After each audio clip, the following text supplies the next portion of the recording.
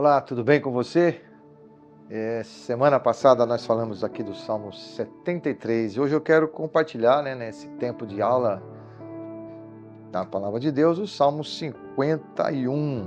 Esse salmo é um salmo de Davi para o cantor mor, que diz aqui, quando o profeta Natã veio a ele e depois de ter estado lá com Betseba. Então, só para a gente entender um pouquinho, a história de Israel, Davi, ele assume lá o trono depois da saída de Saul, e o que acontece? Ele tem, assim como o rei, ele tem várias concubinas, várias mulheres, mas ele tem lá um dia de deslize, E o que acontece com Davi? Davi, de vez ele ter ido para a batalha, ele fica ali em cima do seu palácio, olhando e vendo as coisas, e embaixo tem uma mulher chamada Betseba tomando um banho de sol lá, e Davi fica então curioso e chama aquela mulher e acaba tendo uma relação com ela acaba engravidando, e Davi então tenta de todas as formas esconder aquele pecado, através de algumas formas, trazendo o marido dela, Urias, e tentando fazer uma festa, porque Urias pudesse dormir com ela. Urias não foi, fez outra festa maior ainda, com vinho e tudo mais, tentou embriagar o homem, e o homem acabou passando deitado na frente da casa e não entrou, e não teve, coito com a mulher dele, não teve uma vida sexual, porque ele falou: olha, se meu povo está lá, quem seria eu, de estar aqui divertindo com a minha esposa, sendo que o meu exército está ali sofrendo. Davi viu que a situação complicou, e ele então botou lá Urias na frente da batalha, para que Urias pudesse guerrear, e certamente Urias acabou morrendo, porque é o primeiro, quem está lá na frente acaba morrendo primeiro. Davi então traz Betseba para para sua casa, seu palácio, e ela acaba tendo o bebê, mas essa criança acaba morrendo. E Davi então, depois dessa situação, ele tem um confronto com o profeta Natã. O profeta não poderia chegar para Davi e falar para ele assim claramente: Davi, você pecou e você errou. Então Natã conta uma historinha, diz assim: tem lá um homem que tem 10 ovelhinhas e outro que tinha uma ovelhinha só. Aquele homem que tinha 10 ovelhinhas foi lá e tomou a ovelhinha do outro e tal. Aí o Davi fica bravo, Quem é essa pessoa? Aí Natã falou: é você. Aí Davi então escreve esse salmo, e ele entende que nessa confrontação do pecado, Davi ele escreve e diz assim: tem misericórdia de mim, ó Deus, segundo a tua benignidade, e apaga as minhas transgressões, segundo a multidão das tuas misericórdias.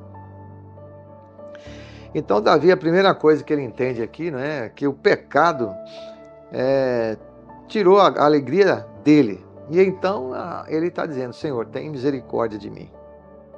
E ele pede a Deus pela benignidade de Deus, e pede para que Deus apague suas transgressões, porque Davi tem ideia clara, o salmista, que os pecados, eles afastam o homem de Deus.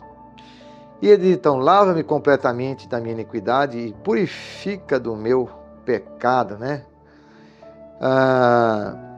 Então a ideia é essa: me lava como se eu fosse uma roupa suja e me torna para que eu possa ficar limpo. Então a roupa está suja, me lava, ou lava essa roupa para que eu possa vestir. A roupa está cheirando mal, está podre. Eu uma vez visitei uma fábrica de ração.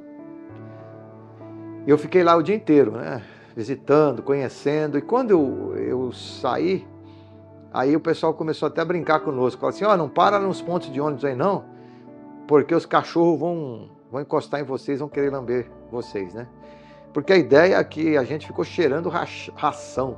Essa é a verdade, A roupa ficou cheirando cheirando ração.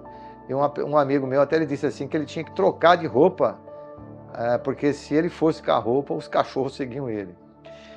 Então essa ideia, então vou chegar em casa, agora vou tomar um banho para tirar essa sujeira, né? ou esse cheiro de ração. Então Davi, ele tem essa ideia que ele precisa de trocar de roupa, né? Trocar na roupa, porque a roupa está suja. Porque eu conheço as minhas transgressões e o meu pecado está sempre diante de mim. Então, e ele reconhece então, né, que esses pecados que ele cometeu, as suas transgressões, elas estão sempre diante dele, porque sempre vem à tona, né? Então qualquer situação. E ele diz, contra ti somente pequei, e fiz o que os teus olhos é mal, para que seja justificado quando falares e puro quando julgares. Então ele reconhece, né, que o pecado é contra Deus. Então ele não só pecou contra um homem, contra uma mulher, mas Davi, ele peca contra Deus. E quando a gente entende isso, né? Somente contra ti pequei e fiz mal aos teus olhos. A ideia é que Davi quebrou a aliança que ele tinha com Deus. Sabe aquela aliança que você faz no seu casamento com a sua mulher, não é? Quando você tira lá a aliança e, aliás, coloca, aí você promete, né? Eu prometo ser fiel na hora da doença, da morte, tudo mais. Então você fez um compromisso. Você casou lá com a unidade de bens, ou com parcial de bens, não interessa, mas se você casou, você fez uma aliança, fez um contrato. Então, você vai ter parte nos bens dela, ela parte nos seus bens, né? E você prometeu, né?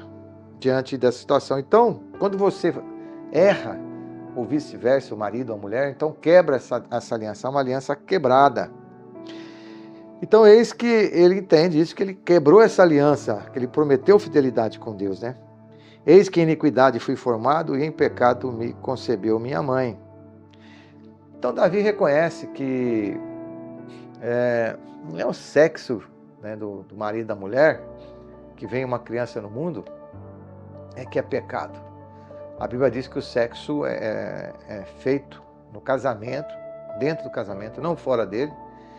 Fora dele é pecado, a Bíblia diz que é até maldição, mas dentro do casamento é bênção.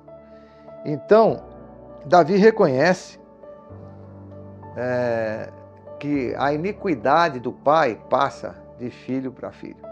Então, a iniquidade lá de Adão e Eva passou para Caim, para Abel, e essa iniquidade tem nos trazido de geração em geração. E ele reconhece, olha, eu sou mau, eu preciso de mudança. Eis que amas a verdade no íntimo, e no oculto me fazes conhecer a sabedoria. Então ele sabe, né, que Deus realmente é Deus que ama a verdade, e lá dentro ele conhece que Deus sabe que a verdade e a sabedoria andam juntas, né? E então ele diz, purifica-me com isopo e ficarei puro, lava-me e ficarei mais alvo do que a neve, né? Então o isopo é um pequeno arbusto de 45 centímetros e pequeno, né? E você sabe que alguns desses, a ideia, tem até umas plantas dessas que ela tem como se fosse uns pelos, e eles usavam para, por exemplo, quando o anjo da morte passou lá em Êxodo, e eles usaram aquela planta, né, para passar o sangue do cordeiro lá, né, nos umbrais das casas. E então Davi, ele sabe que ele precisa ser lavado, purificado. Lava-me, ficarei mais alvo do que a neve. Então essa ideia de trocar de roupa, trocar de mente, né? Essa ideia que ele tem é que o perdão precisa vir de Deus. Ele precisa ter perdão dele mesmo também, mas ele precisa pedir o perdão de Deus. E essa ideia da limpeza, Davi compara então com a neve. Então a neve é alva, branca, né? E com Deus não tem a situação do pecado, dessas coisas que levam a pessoa longe de Deus. Faze-me ouvir de júbilo e alegria, para que goze os ossos que tu quebrasses. Então, o pecado deixou Davi quebrado. A ideia é que ele está com os ossos quebrados, né? Ele tem dor no corpo, o pecado o levou para uma depressão, levou para ele uma angústia, e ele parece que ele sente que os seus ossos estão doentes. Então, quando você está mal diante de Deus, todo o seu corpo fica mal, sua mente fica mal. Esconde a tua face dos meus pecados e apaga todas as minhas iniquidades. Então, Davi está dizendo assim: Senhor, eu quero ouvir uma palavra de perdão. Isso vai me resultar no fim da minha tristeza e um começo de uma alegria nova, não é? Então, quero ouvir, Senhor, a tua palavra de perdão. Davi precisa disso. Cria em mim, ó Deus, um coração puro e renova em mim um espírito reto. E não me lances fora da tua presença e não retires de mim o teu Espírito Santo. Então, Davi tem a ideia aí dessa situação do Velho Testamento, que o Espírito Santo ele vai e vem, né? Então ele toma posse lá de Sansão, Sansão fica bravo e vai lá e fica forte, e os profetas, o Espírito de Deus desceu sobre mim, eu profetizei. Então o Espírito Santo, ele no Velho Testamento, ele está vindo e voltando. Em certas ocasiões, então, ele vem e tem algumas manifestações, né? Mas o Espírito Santo de Deus só vai se manifestar completamente lá em Atos dos Apóstolos, quando Jesus, no final do João, ele diz assim: eu soprei sobre vocês o meu Espírito Santo. Quando os apóstolos estão lá naquela situação difícil, que Jesus ressuscita, 2 discípulos de Emaús, eles estão ali tristes porque Jesus foi embora, e nessa tristeza eles não entendem, né, que Jesus ressuscitou, mas Jesus então os acha no meio do caminho e Jesus os acompanha. E Jesus vai falando com eles no caminho. Não tem fogo, não tem música, não tem nada. Só tem uma palavra. E no final, quando Jesus disse assim: posso orar com vocês aí? Que eles insistem para Jesus entrar na casa deles. Eles disseram: nossa, como ardia o nosso coração quando nós ouvimos ele falar. Então essa palavra, né, é que cria, que renova, essa palavra que purifica, essa palavra que é Jesus é que perdoa. E ele então diz: cria em mim um coração puro. Essa ideia de criar algo novo, algo que já existia, mas ser criado novamente. Então essa é uma ideia de realmente de Deus passar uma borracha por cima dos pecados, né? Então é uma ideia que Davi está entendendo aqui nesse salmo. Ele diz assim: para que não me lances fora da tua presença. Então a ideia dele é que ele pode perder, né, a salvação, assim, a ideia. Se o Senhor me lançar fora da tua presença, porque não retires de mim o teu Espírito. Mas a gente sabe que agora no Novo Testamento, né, esse Espírito passa a conviver conosco. Então, aí ele diz assim, né: torna-me dar a alegria da tua salvação e sustém-me com um espírito voluntário. Então somente Deus pode nos dar e criar um novo espírito. E Davi sabia que só Deus podia dar a ele esse espírito novo e a alegria da salvação. Então o pecado tirou a alegria da salvação de Davi. E o pecado tira, né, a alegria da nossa salvação, a alegria da igreja. Quando a gente está em pecado, a gente fica crítico, você sempre acha defeito nas pessoas, defeito na igreja, porque você está em pecado. Mas a partir do momento que você é renovado, você percebe, como Davi disse aqui, né, olha, na verdade eu fui formado em pecado. Davi reconhece. Então ele não vai acusar, né? Ele não vai acusar mais o templo, não vai acusar Deus, ele não vai acusar ninguém. Ele sabe que é ele o pecador. Então, Davi não ia acusar Betseba. Betseba ficou lá tomando banho de sol e foi por isso que eu pequei. Não. Ele diz assim: olha, eu sou um pecador. Então muitas pessoas elas saem da igreja, abandonam o evangelho, né, e são altamente críticas à igreja, Lógico, a gente tem que criticar as coisas erradas e arrumar, né? Mas tem pessoas que criticam e colocam toda a igreja, todas num pacote só.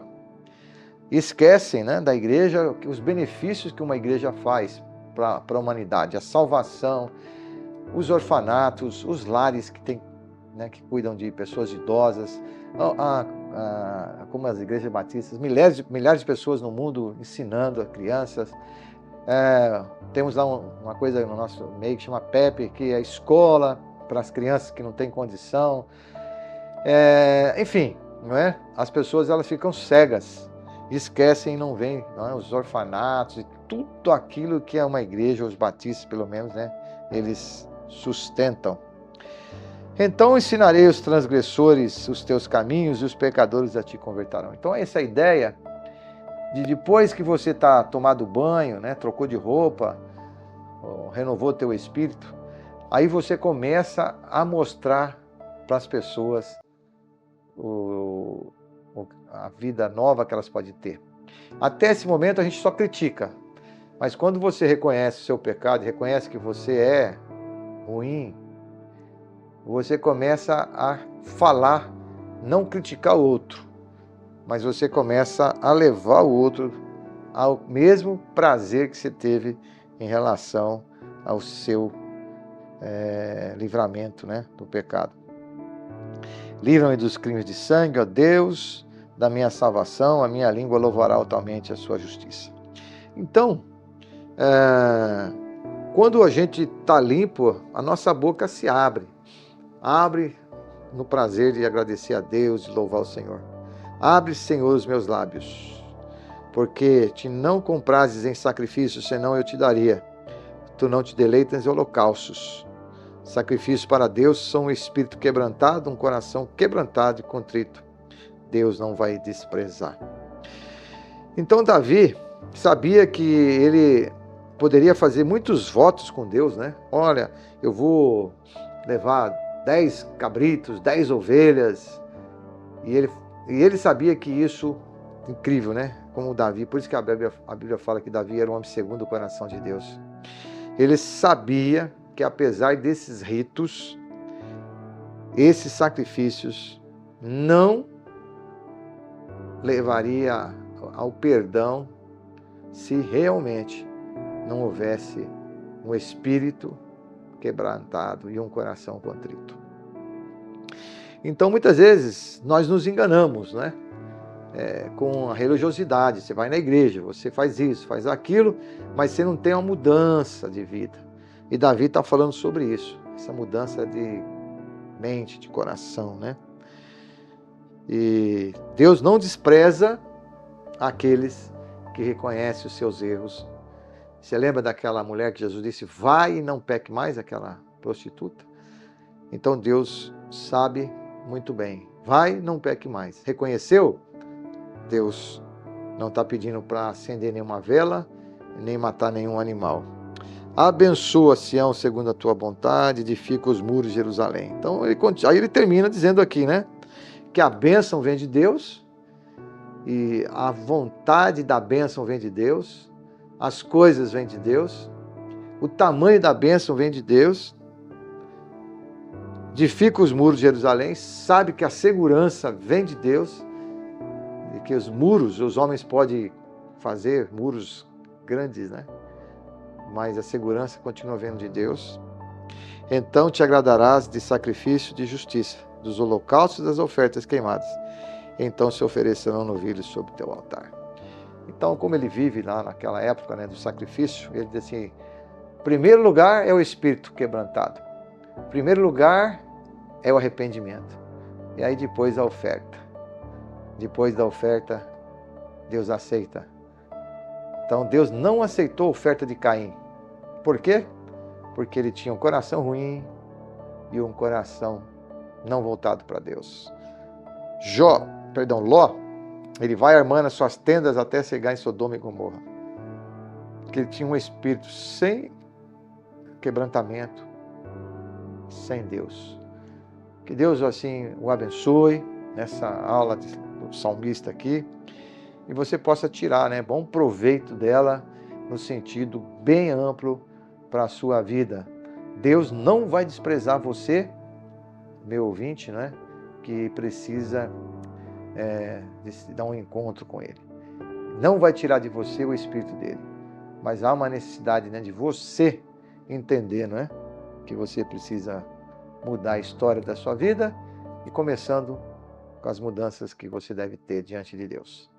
Deus te abençoe, shalom para você, que essa paz de Deus esteja com você.